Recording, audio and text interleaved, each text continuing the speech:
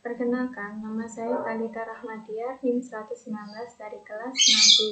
Di sini saya sebagai pemateri pertama akan menjelaskan tentang teori permintaan. Permintaan adalah keinginan konsumen membeli suatu barang pada berbagai tingkat harga selama periode waktu tertentu.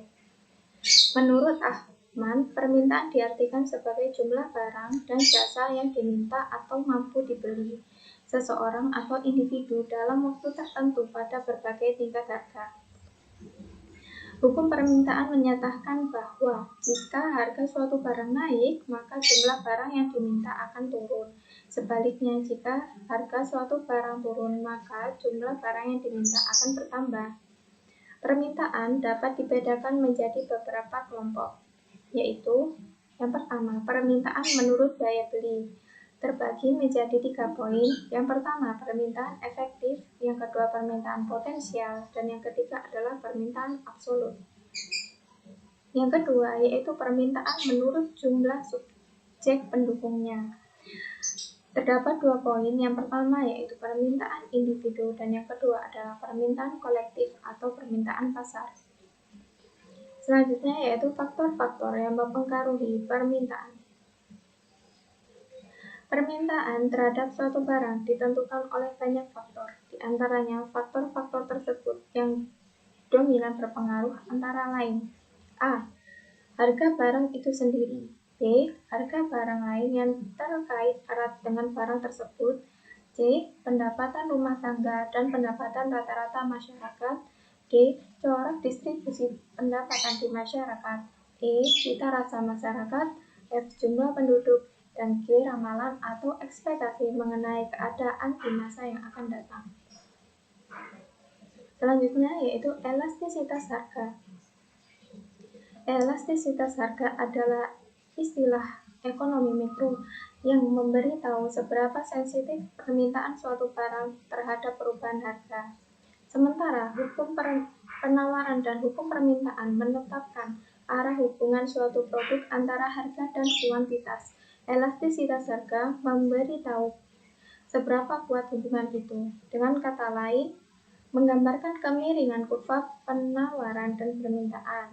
Jika elastisitas harga tinggi, perubahan kecil dalam harga akan berdampak besar pada jumlah yang dibeli atau dijual. Jika rendah, bahkan berubah harga yang signifikan mungkin tidak mengubah banyak volume penjualan. Lalu, macam-macam elastisitas harga. Yang pertama, elastisitas sempurna, yaitu kenaikan harga yang sangat kecil dapat mengakibatkan hilangnya 100% penjualan yang akan menjadi nilai elastisitas harga yang mendekati atau tak hingga. Yang kedua, elastisitas tidak sempurna, yaitu kenaikan harga yang sangat besar bisa mengakibatkan tidak ada penjualan yang hilang sama sekali. Itu akan menghasilkan nilai elastisitas harga 0. Yang ketiga, elastisitas harga sendiri atau own price elasticity ialah respon volume terhadap perubahan harga dari produk yang sama.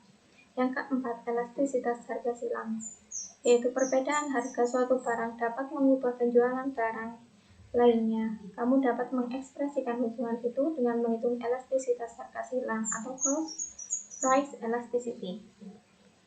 Lalu, yaitu faktor yang mempengaruhi elastisitas harga.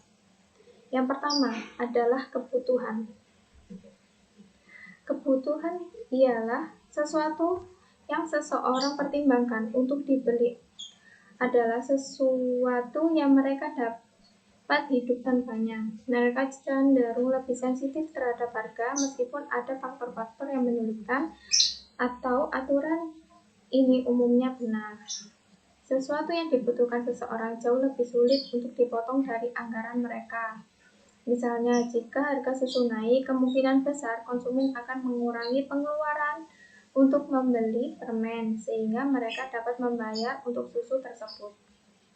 Yang kedua adalah subsidi atau pengganti. Ialah faktor lain yang mempengaruhi elastisitas harga adalah kemampuan untuk mengganti barang dengan produk lain. Yang ketiga adalah jumlah pemakaian. Makin banyak pemakai, maka permintaan akan suatu barang makin inelastis. Hampir semua suku di Indonesia mengonsumsi beras sebagai makanan pokok. Ini penjelasan mengapa permintaan beras di Indonesia bersifat inelastis. Penjelasan ini sebenarnya menunjukkan bahwa elastisitas harga dipengaruhi oleh pokok tidaknya suatu barang bagi kita. Lalu jangka waktu. Jangka waktu permintaan atas suatu barang juga mempunyai pengaruh terhadap elastisitas harga. Namun hal ini tergantung pada apakah barangnya tahan lama atau tidak. Sekian penjelasan dari saya, kurang lebihnya mohon maaf. Selanjutnya akan dilanjutkan oleh rekan saya. Terima kasih. Assalamualaikum warahmatullahi wabarakatuh. Perkenalkan, nama saya Siti Nadhiro. Di sini saya akan menjelaskan tentang elastisitas pendapatan dan elastisitas silang. Elastisitas pendapatan adalah persentase perubahan kuantitas barang yang diminta akibat terjadinya perubahan pendapatan. Rumus elastisitas pendapatan. EI sama dengan delta Q dibagi delta I dikali I per Q. Keterangan, delta Q sama dengan perubahan jumlah barang, delta I sama dengan perubahan pendapatan, Q sama dengan jumlah barang, I sama dengan penerimaan pendapatan. 1. Apabila hasilnya merupakan negatif atau EI lebih besar dari 0, maka penurunan permintaan barang bisa saja diakibatkan karena peningkatan pendapatan. Hal ini bisa terjadi pada barang-barang inferior. Nomor 2 yaitu jika hasilnya positif atau 0 lebih besar dari EI lebih besar dari 1, maka peningkatan pendapatan dapat dikatakan bisa meningkatkan permintaan suatu barang. Hasil ini berlaku elastisitas pendapatan barang normal atau barang-barang sehari yang merupakan kebutuhan pokok seseorang. Ketika itu saat hasilnya lebih besar dari 1 atau EI lebih besar dari 1, maka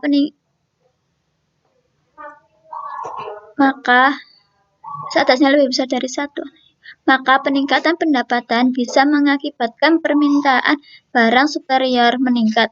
4. Apabila hasilnya sama dengan 0 atau EI sama dengan 0, maka artinya tidak adanya perubahan permintaan barang meskipun terjadi peningkatan pendapatan. Contoh, Tuan Ari memiliki pendapatan sebesar 3 juta dalam sebulan. Ia biasa membeli bakso 10 kali dalam sebulan. Tahun berikutnya, pendapatan Tuan Ari naik sebesar 4 juta per bulan. Ia pun hanya membeli bakso 5 kali saja dalam 1 bulan. Dari contoh di atas, berhitungnya adalah delta I sama dengan 4 juta dikurangi 3 juta sama dengan 1 juta. Delta Q sama dengan 5 diambil 10 sama dengan min 5. Elastisitas pendapatan sama dengan min 5 dibagi 1 juta dikali 3 juta dibagi 10 sama dengan min 5 dibagi 10 juta. Hasilnya adalah N1,5. Maka bakso merupakan barang inferior bagi Tuan Ari. Sekarang elastisitas silang. Elastisitas silang adalah persentase perubahan jumlah barang yang diminta akibat terjadinya perubahan harga barang lain. Terdapat 3 macam respon perubahan permintaan suatu barang. Misal barang A karena perubahan harga barang lain, barang B, yaitu 1. Elastisitas silang positif. Peningkatan harga barang A menyebabkan peningkatan jumlah permintaan barang B. Sebagai contoh, peningkatan harga kopi meningkatkan permintaan terhadap teh. Kopi dan teh merupakan 2 barang yang saling menggantikan, yaitu barang substitusi. Jika EXY lebih besar dari 0. Elastisitas silang negatif. Peningkatan harga barang A mengakibatkan turunnya permintaan barang B. Sebagai contoh, peningkatan harga bensin mengakibatkan penurunan permintaan terhadap kendaraan bermotor. Kedua jenis barang tersebut bersifat komplementer, yaitu pelengkap. Jika EXY lebih besar 0 lebih besar dari EXY. 3. Elastisitas silang 0. Peningkatan harga barang A tidak akan mengakibatkan perubahan permintaan barang B. Dalam kasus semacam ini, kedua macam barang tidak saling berkaitan. Sebagai contoh, kenaikan harga kopi tidak akan berpengaruh terhadap permintaan kendaraan bermotor, yaitu jika EXY sama dengan 0. Rumus elastisitas silang. EX sama dengan delta QX dibagi delta PY dikali PY dibagi QX. Contoh, variasi harga dan jumlah barang yang diminta berupa gula pasir, gula jawa, dan gula batu untuk semester 1 dan 2 periode tahun tertentu berdasarkan laporan penjual eceran sebagai berikut. Nama barang, gula pasir, gula jawa, gula batu ada semester 1, semester 2 di tabel ini. Hitunglah tingkat elastisitas silang antara gula pasir dan gula jawa. Tinggal masukkan rumus EPJ sama dengan delta QP dibagi delta PJ dikali PJ dibagi GP.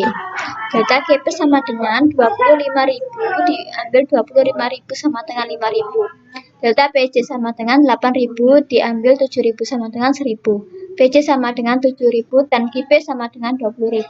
Jadi dimasukkan ini PJ sama dengan 5.000 dibagi 1.000 dikali 7.000 dibagi 20.000. Hasilnya adalah EPJ 5. Nah, ini 0,35 sama dengan 1,75. Hasil perhitungan menunjukkan bahwa EPJ sama dengan 1,75 lebih besar dari 0. Berarti antara gula pasir dan gula jawa merupakan barang substitusi, yaitu bila harga beli per kilo gula pasir mengalami kenaikan, maka jumlah gula pasir yang diminta akan turun. Dan peristiwa ini diikuti peningkatan jumlah gula jawa yang diminta pasar. Sebaliknya, jika harga beli per kilo gula pasir turun, jumlah gula pasir yang diminta akan meningkat, sementara jumlah gula jawa yang diminta mengalami penurunan. Demikian dari saya, terima kasih. Wassalamualaikum warahmatullahi wabarakatuh. Assalamualaikum warahmatullahi wabarakatuh. Saya Nisrin Atira, NIM 1807221001005 akan menjelaskan mengenai elastisitas dalam pengambilan keputusan. Nah, elastisitas merupakan pengaruh terhadap jumlah barang yang diminta atau yang ditawarkan. Nah, hasil penelitian empiris ini terhadap berbagai jenis barang bahwa elastisitas ini sangatlah bervariasi di antara berbagai jenis komoditi. Nah, jenis komoditi ini maksudnya yaitu semua barang atau produk yang diperjualbelikan atau diperdagangkan. Nah, pengetahuan mengenai besarnya suatu elastisitas sangat penting untuk meramalkan aktivitas atau kegiatan ekonomi. Nah, perkiraan pertumbuhan pendapatan yang dapat dibelanjakan akan mempunyai pengaruh kepada kinerja perusahaan yang beroperasi pada suatu industri. Tentunya, perubahan pendapatan yang dapat dibelanjakan akan berdampak kepada menurunnya aktivitas ekonomi pada industri yang memproduksi komoditi dengan elastisitas harga permintaan yang tinggi. Karena kenaikan pendapatan yang dapat dibelanjakan sedikit saja ini akan mendorong penurunan permintaan terhadap komoditi yang bersangkutan. Nah, hal ini menyebabkan pada suatu saat kegiatan produksi perusahaan pada industri tersebut berkurang. Nah, pengetahuan tentang elastisitas dapat berguna untuk pengembangan pemasaran suatu komoditi.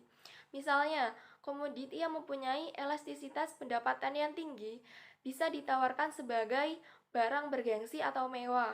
Sementara komoditi yang mempunyai elastisitas pendapatan yang rendah dapat dipromosikan sebagai kategori barang yang ekonomis. Nah, kemudian, jumlah barang substitusi dekat menjadi penentu determinan yang penting dari struktur pasar. Semakin sedikit barang substitusi dekat, maka semakin besar kekuatan monopoli yang dimiliki suatu perusahaan yang memproduksi atau menjual komoditi yang bersangkutan. Namun sebaliknya, semakin banyak barang substitusi dekat, struktur pasar akan mendekati persaingan sempurna. Dengan mengetahui struktur pasar, perusahaan dapat menentukan strategi yang tepat dalam menghadapi suatu persaingan. Dalam pasar monopoli, di mana perusahaan tidak memiliki pesaing dekat, strategi tentunya bisa difokuskan pada pengembangan serta pertumbuhan perusahaan melalui pembukaan pasar baru di berbagai daerah baru. Sedangkan perusahaan yang dapat beroperasi pada pasar persaingan sempurna perlu lebih untuk memfokuskan strateginya dalam upaya mempertahankan pangsa pasar supaya tidak diambil oleh pesaing. Nah, selanjutnya ada elastisitas iklan, di mana mampu dalam membantu manajer perusahaan untuk menentukan berbagai tingkat pengeluaran iklan yang sesuai. Apabila elastisitas rendah, maka manajer mungkin akan mengalokasikan biaya iklan yang tidak begitu besar dan menggunakan dana yang bisa untuk promosi dalam bentuk yang lain selain iklan. Nah, penggunaan elastisitas dalam pengambilan keputusan ini bagi perusahaan sangatlah penting, karena perusahaan dapat membuat suatu keputusan dalam memproduksi yang terbaik untuk perusahaan demi meningkatkan pertumbuhan perusahaan tersebut. Di antara langkah-langkah dalam mengambil keputusan, yaitu pertama, mengidentifikasi semua jenis-jenis variabel penting yang mempengaruhi permintaan produk yang ia jual. Kemudian yang kedua, mendapatkan estimasi efek marginal dari perubahan semua bentuk variabel terhadap variabel permintaan. Yang ketiga, menggunakan informasi estimasi untuk mengestimasi elastisitas permintaan dan produk yang ia jual terhadap semua variabel fungsi permintaan. Mungkin hanya itu saja yang dapat saya sampaikan, kurang dan lebihnya mohon maaf. Akhirul kalam, wassalamualaikum warahmatullahi wabarakatuh.